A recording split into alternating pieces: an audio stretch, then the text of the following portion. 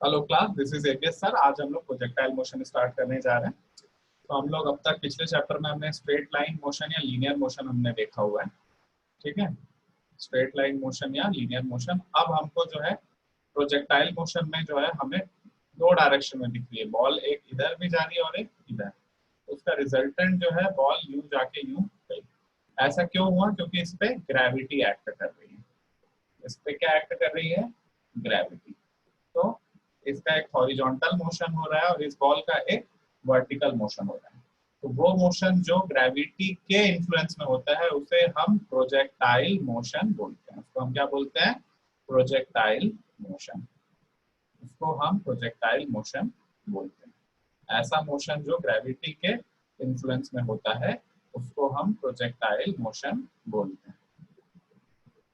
ठीक है, इसको हम प्रोजेक्टाइल मोशन बोलते हैं।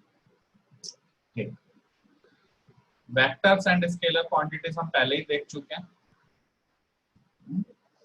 सबसे पहले अगर एरोप्लेन है मेरा जो 80 किलोमीटर की स्पीड से जा रहा है और विंड भी उसी डायरेक्शन में 20 की स्पीड से आने लगी, तो एरोप्लेन की स्पीड बढ़ जाएगी क्योंकि हवा भी चल रही है और हवा में एरोप्लेन चल रहा है। तो अब उसकी रिजल्टेंट स्पीड क्या हो जाएगी? 100 किलोमीटर पर आवर। ये वेक्टर और ये वेक्टर सेम होगा, इसलिए इनका रिजल्टेंट क्या हो गया? ऐड हो गया। अगर एरोप्लेन इधर जा रहा है लेकिन विंड उसके अपोजिट जा रही है, अब रिजल्टेंट वेक्टर क्या होगा? 80 माइनस 20 दैट इज 60। लेकिन यहाँ पर भी दो वेक्टर्स या तो सेम डायरेक्शन में या तो दो वेक्टर्स अपोजिट डायरेक्शन में। तब क्या होगा? जब दो वेक्टर्स परपेंडिकुलर डायरेक्शन में हो, तब की बात हमको समझनी है। ठीक है, तब क्या होगा? तो अब आप समझो, एरोप्लेन जा रहा है 80 की स्पीड से इधर, विंड जा रही है 60 की स्पीड से इधर, तो इनका रिजल्टेंट क्या होगा? Triangle law of vector addition से ये 60 है, ये 80 है। बेसिकली क्या है? 4 इंटू 20। ये बेसिकली क्या है? 3 इंटू 20।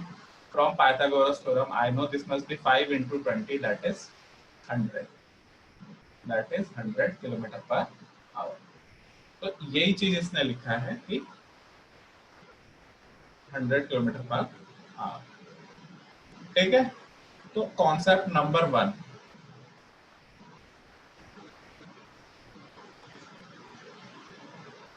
एक 3 है और एक 4 है, तो उसका रिजल्टेंट हमेशा क्या होगा? 5। उसका रिजल्टेंट हमेशा क्या होगा?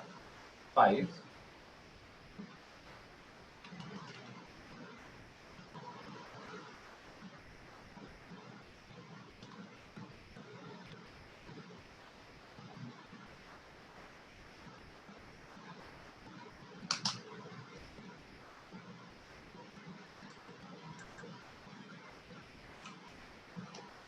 ठीक है, तो ये कॉन्सेप्ट हमको बनाना है।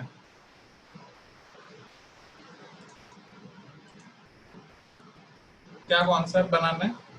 ये आपको दिया नहीं जाएगा लेकिन आपको याद रखना है। अगर यहाँ पे 3 है, यहाँ पे 4 है, तो ये 5 है और ये एंगल याद रखना है आपको 37 डिग्री। आपको पता है ये 90 डिग्री होगा, तो ये वाला एंगल क्या होगा? 53 डिग्री। ये क्या होगा? 53 डिग्री। वहीं अगर ये 4 हो और ये 3 हो, तो ये कितना हो जाएगा? 5। तो अब ये वाला एंगल होता है 53 डिग्री और ये वाला एंगल होगा 37 डिग्री। ये चीज आपको समझनी है, ये याद रखने की चीज है। Point to be remembered.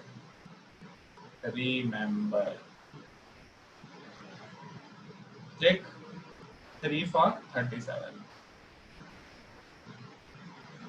और 90 माइनस 37 इज 53 डिग्री। चलिए आगे चलते हैं। अब हम लोग अगर ये 1 है और ये 1 है, तो 9th क्लास याद करो जरा। 9th क्लास याद करिए जरा। 9th क्लास याद करेंगे अगर आप, तो ये कितना हो जाएगा √2, और आपको पता है perpendicular by base tan 45 degree कितना होता है 1, तो इसलिए ये एंगल कितना हो जाएगा 45 डिग्री। तो ये कुछ चीजें आपको याद रखनी पड़ेंगी, ठीक है, कुछ चीजें आपको याद रखनी पड़ेंगी। चलिए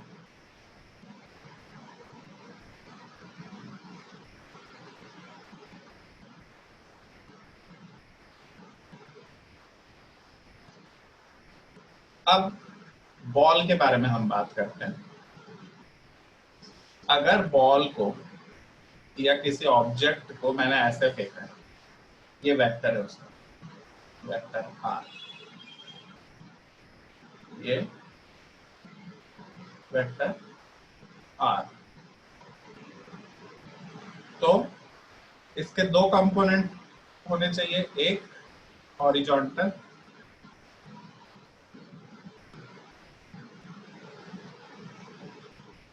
एक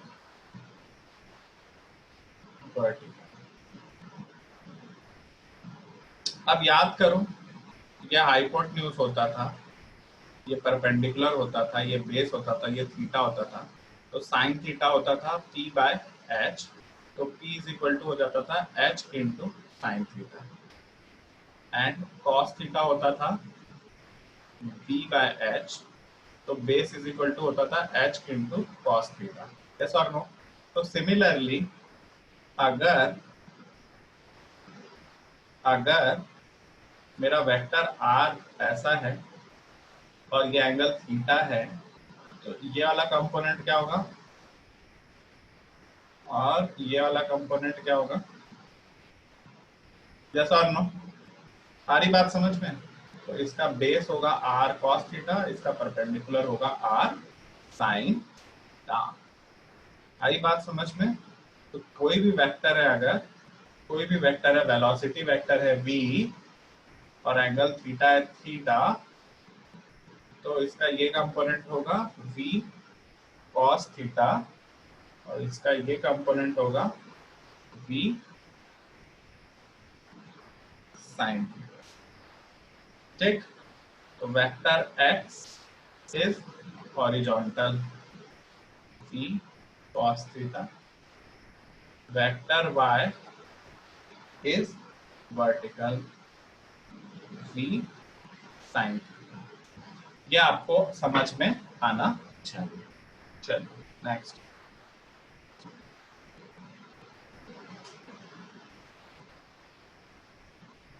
अब प्रोजेक्टाइल मोशन जो है,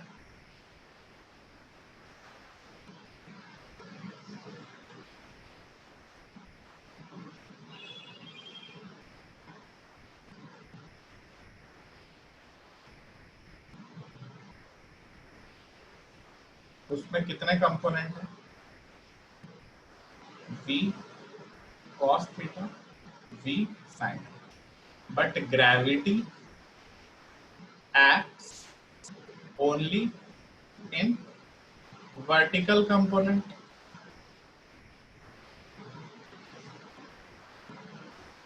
नो ग्रेविटी। क्यों नो ग्रेविटी? क्योंकि ये इधर है, ग्रेविटी उसके परपेंडिकुलर, उस पर कोई असर नहीं करेगी। इस पे असर कर सकती है, इस पे असर नहीं कर सकती है। इसीलिए horizontal component of motion of projectile is horizontal motion of a ball rolling along a surface without friction या no acceleration, uniform velocity। vertical component projectile velocity is like freely falling object। क्या बोले sir, समझ नहीं पाए? freely falling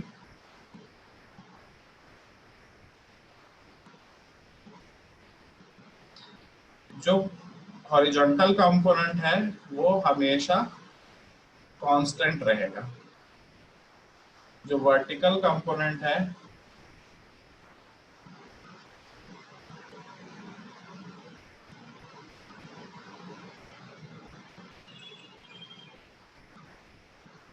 वो धीरे धीरे बढ़ता जाएगा।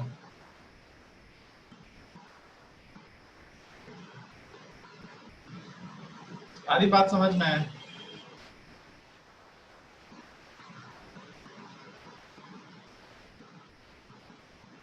Horizontal component uniform velocity, vertical component uniform acceleration.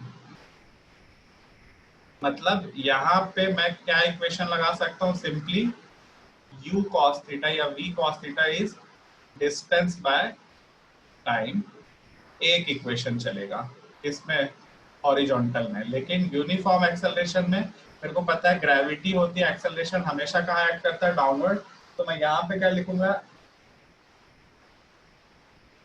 y is equal to u sin theta into t minus half gt square v is equal to u sin theta minus gt v square minus u square sin square theta is 2 into minus g into y। क्या बोल रहा हूँ उसको आज खाली समझने की कोशिश करो, जो बोल रहा हूँ उसको समझने की कोशिश करो। मेरे पास इक्वेशन ऑफ मोशन मैंने पिछले चैप्टर में डिराइव करके दिया था। क्या डिराइव किया था मैंने?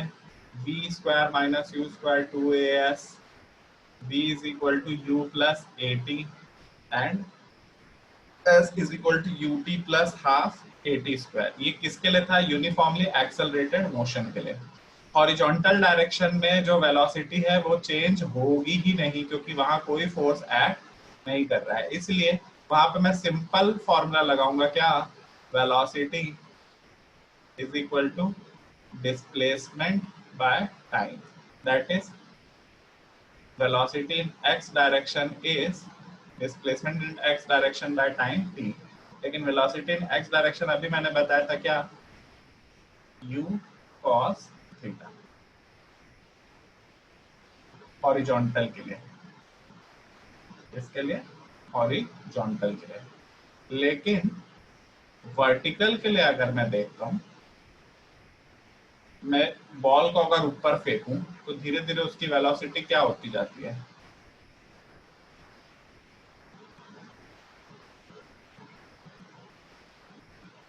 ऐसे ही होगी उसकी धीरे धीरे वेलोसिटी।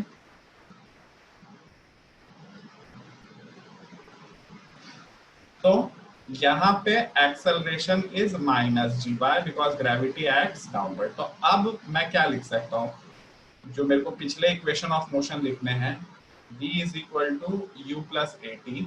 तो मैं y डायरेक्शन के लिए क्या लिखूंगा? V y is equal to q sine theta initial velocity minus acceleration के बदले क्या लूंगा? दूसरा s is equal to u t plus half a t square.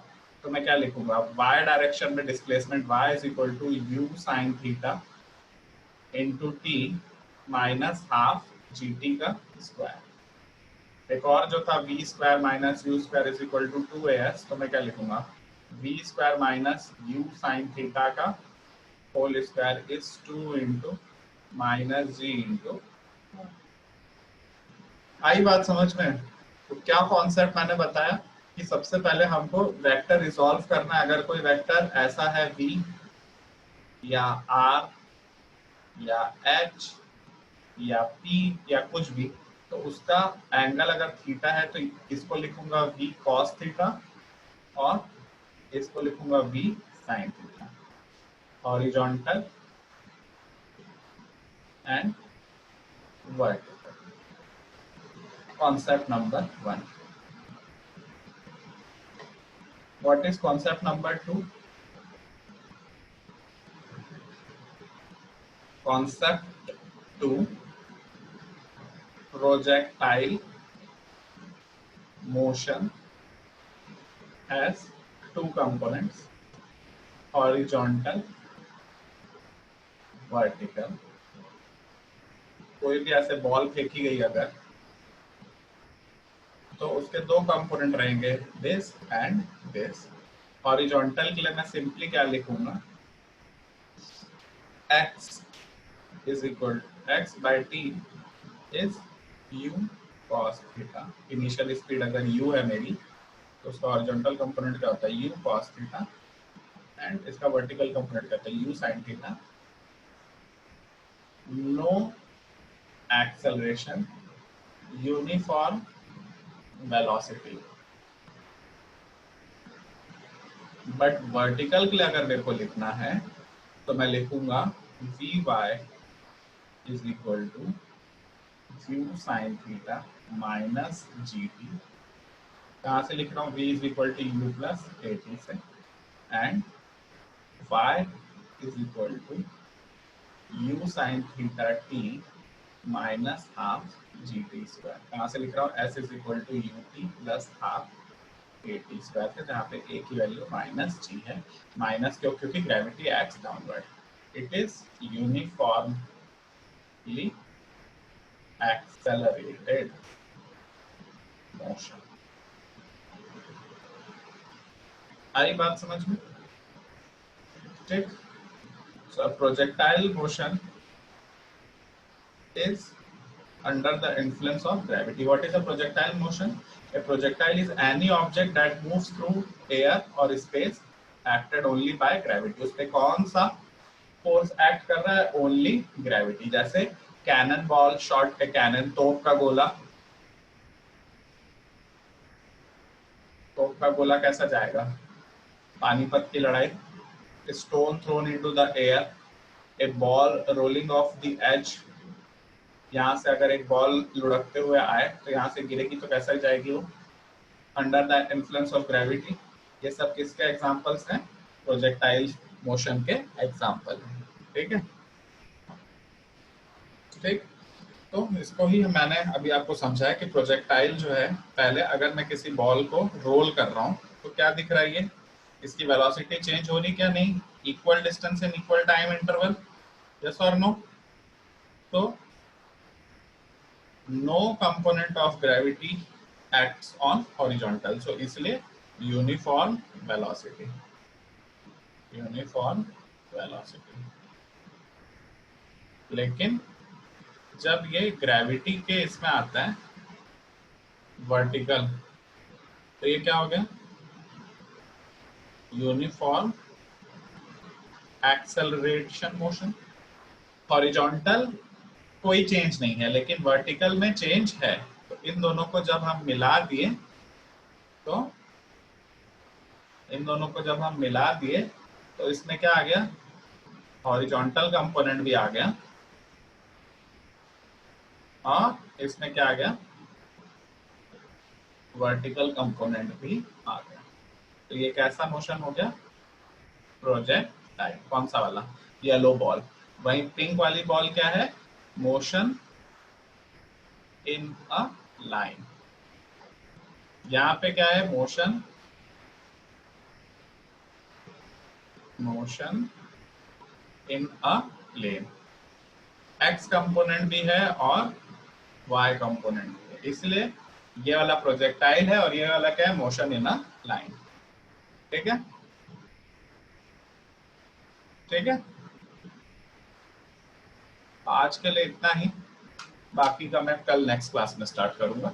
Okay, thank you.